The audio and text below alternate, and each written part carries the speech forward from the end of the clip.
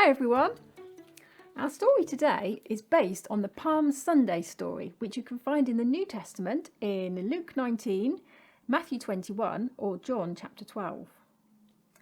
It's the story of Colin the colt. Here he is. Hello Colin. Colin is a colt. That is the word for a baby donkey. He lives in a village just outside Jerusalem. In Bible times, people used horses and donkeys for transport, as they didn't have cars or motorbikes to get about. Colin has seen the donkeys carrying the poor people about, but he's also seen the magnificent war horses carrying the Roman soldiers into Jerusalem. The Romans are in charge, but they're very mean, and they force everyone to do what they say. But no one has ever ridden Colin, because he is very young and has not been trained how to carry people. If someone tried to jump on his back, he would most certainly buck them off again. Anyway, one day, Colin's owner had tied him up under a shady tree. Then some strangers came along the road. The strangers started pointing at Colin, and then they went over and untied him and started pulling the rope to lead him away. This was a surprise. Nobody had wanted him to do any carrying for them before. Colin was so nervous, so he dug his hooves into the ground and refused to move. Then Colin's owners came over and asked the strangers, "Why are you untying my donkey? He's only a baby colt, and no one has ever ridden him before. He won't be much use." They said, "The Lord needs him." Colin thought, "The Lord needs me? There must be a mistake. Surely a lord is an important person, and he would want a magnificent horse to ride." But Colin felt strangely peaceful about this lord, so he went along.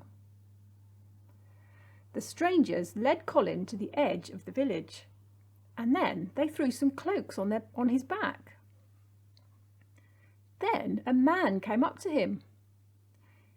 He didn't look like an important lord, because he had ordinary people's clothes on, but he spoke to Colin in such a kind and gentle voice. Colin started to feel very calm, and he let the man sit on his back. The strangers led Colin and the man down towards the big city of Jerusalem. As they approached the city, Colin saw that the people were cheering and shouting about something. He thought, "Someone special must be on their way. There must be royalty coming soon after us," he thought. Then Colin heard shouts saying, "Hosanna! Blessed is the King!" Colin looked behind him. Was there a king coming? He couldn't see anyone. There were no magnificent war horses behind him or finely dressed people. Next, Colin saw that the people were taking off their cloaks and laying them down in the road. It was like they were laying down a red carpet. Colin thought, there must be a king coming after us. We'd better get past and get out of the way before the king arrives. The people had also cut palm branches and were waving them like flags. Colin trotted quickly past the people. He was surprised that the man on his back was waving back at them. But he was a very friendly man, so maybe he was just being polite. Finally, they entered the city, and the man got off Colin's back. But the people continued to gather round the man and make a fuss of him. Before he was swept away, the man whispered kindly into Colin's ear, and he thanked him for carrying him. Although Colin was just a baby donkey, he suddenly realised that this man he had carried was a king. Yes, he, Colin, had carried a king on his back. Well, thank you very much, Colin. So, who was the man riding on Colin's back? Do you know? Yes, Jesus, of course. And we know that Jesus is a king. And we know that he's God's son. And that he's king, not just of Jerusalem, not just of God's land, not just of the whole world, but in fact the whole universe. As the most powerful man in the world, you might expect that he'd choose a great big war horse to ride into Jerusalem.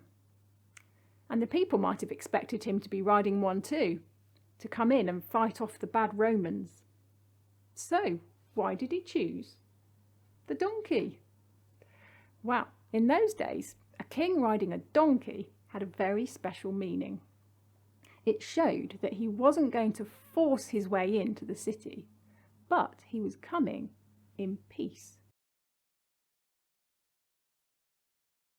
Today, we can learn that, despite his power, Jesus never forces his way in, not into Jerusalem and not into our lives.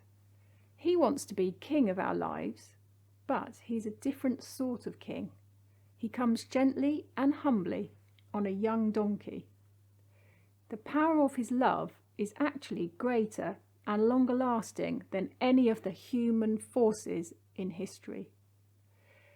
You could pause the video if you like and spend a few minutes thinking about that. Anyway, I've emailed home some activities you could try at home, including how to make one of the palm branches that the children used in the video. And thanks again to all the children who took part. And I hope you enjoyed the story about Colin. We'll see you next time.